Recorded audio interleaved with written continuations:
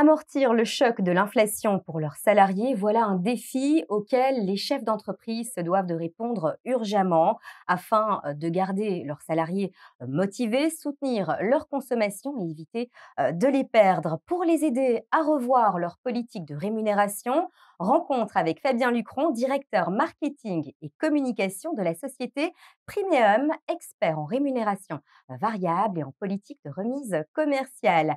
Fabien Lucron, bonjour. Bonjour. Bienvenue sur le plateau d'Ils font l'actu. Alors, je l'ai dit, vous êtes directeur marketing et communication de la société Primeum. Primeum qui a été créée il y a 27 ans, leader dans votre domaine sur le marché européen.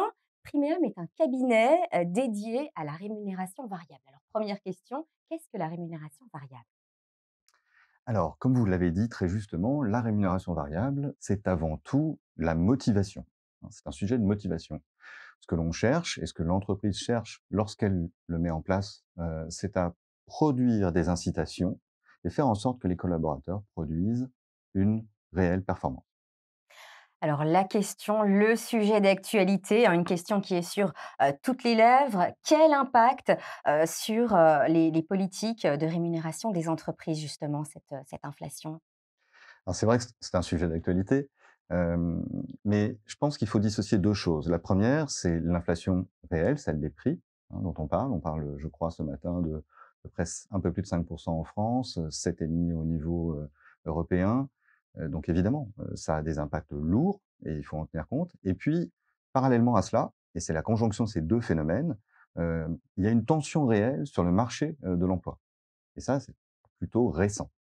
C'est bien la conjonction de ces 2 phénomènes qu'il faut prendre en compte. Pour, en fait, l'inflation en elle-même, c'est l'inflation française, il est clair que les plus touchés sont les plus bas salaires, évidemment, et donc la réponse adaptée, me semble-t-il, passe quand même avant tout par, et on n'y échappera pas, une augmentation des niveaux de fixe. Pour les autres, et globalement d'ailleurs, je pense qu'on peut s'intéresser à une notion importante qui s'appelle le package salarial, et dans ce package, on a plein d'outils. Et notamment la rémunération variable, qui, elle, a un intérêt majeur, c'est qu'elle répond à un besoin. C'est-à-dire que, oui, le collaborateur, lorsqu'il aura produit la performance, touchera évidemment plus qu'avant, mais elle est réversible. Ça veut dire que si demain, économiquement, ça va moins bien, qu'on subit d'autres, contextes encore pires que ceux ceux d'aujourd'hui, eh bien, elle est réversible et donc, elle ne s'inscrit pas forcément systématiquement dans le temps. On va Quand pouvoir il y a plus de anticiper. performance, eh bien, il y a plus de rémunération variable. Pour autant, elle répond bien à un besoin. C'est-à-dire qu'aujourd'hui, il y a quand même encore beaucoup d'entreprises, qui se portent bien et quand on se porte bien, l'idée de partager les fruits de la croissance, ça a du sens, notamment au travers du variable. Alors, une tendance qui se dessine, la rémunération variable ne concerne plus uniquement les profils commerciaux. Oui, clairement. Alors ça fait plusieurs années, que cette tendance, on l'observe. C'est vrai que historiquement, dès qu'on parlait de rémunération Mmh. variable, on parlait équipe commerciale. Heu, Aujourd'hui, dans un monde où, la réussite se fabrique collectivement, une équipe commerciale travaille aujourd'hui, main dans la main avec les équipes marketing, par exemple.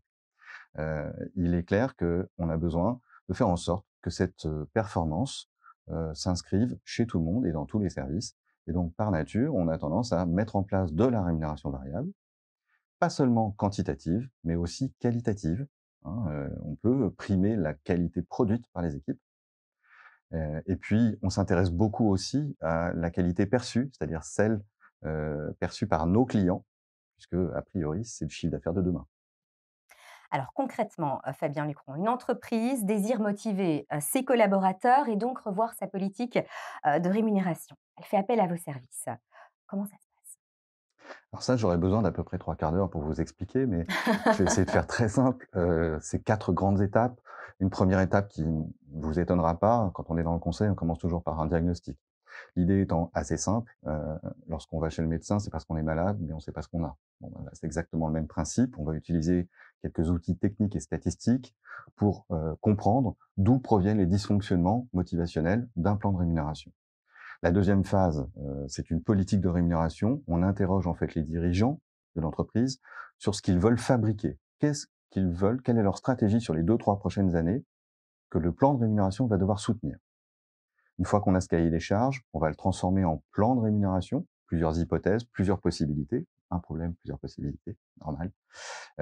Et on va simuler en fait l'impact de ces nouveaux dispositifs. Et enfin, dernier point, et non des moindres, le déploiement, hein, parce que quand on touche à la rémunération des gens, c'est un sujet très, très touchy.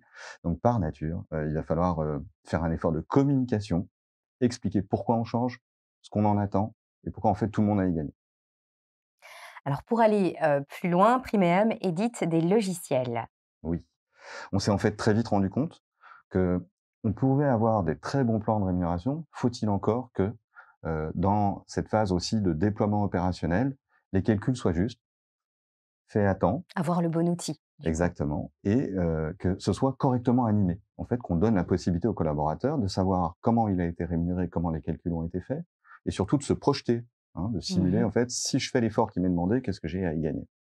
Donc, on a développé en effet une suite logicielle, heu, mais là encore, qui fait les calculs et qui s'intéresse beaucoup à l'animation, de ces dispositifs. Alors on va un petit peu se projeter dans le temps. Quels sont, les prochains enjeux à relever? Je vais me concentrer déjà sur le court terme. À court terme, on a besoin de recruter, comme beaucoup d'entreprises et je le disais, il y a une tension sur le marché du Mmh. travail.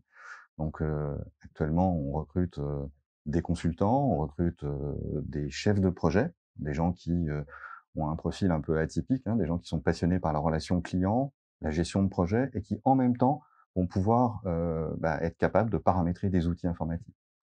Et puis enfin, des développeurs, comme beaucoup d'entreprises, en .NET et en PHP. Ça, c'est notre premier enjeu. Deuxième enjeu, c'est un enjeu de diversification que l'on a entamé déjà il y a un peu plus d'un an. Vous le citiez en introduction, il s'agit en fait de s'intéresser aux politiques commerciales des Mmh. entreprises, à savoir comment est-ce que je peux mettre en place des remises commerciales qui vont inciter mes clients à avoir le comportement que je souhaiterais. En fait, c'est un peu le même concept qu'avec les salariés, mais cette fois-ci côté client. Un sujet passionnant et Exactement. qui nous concerne tous. Fabien Lucron, directeur marketing et communication de Primeum, merci pour cette interview. Merci à vous.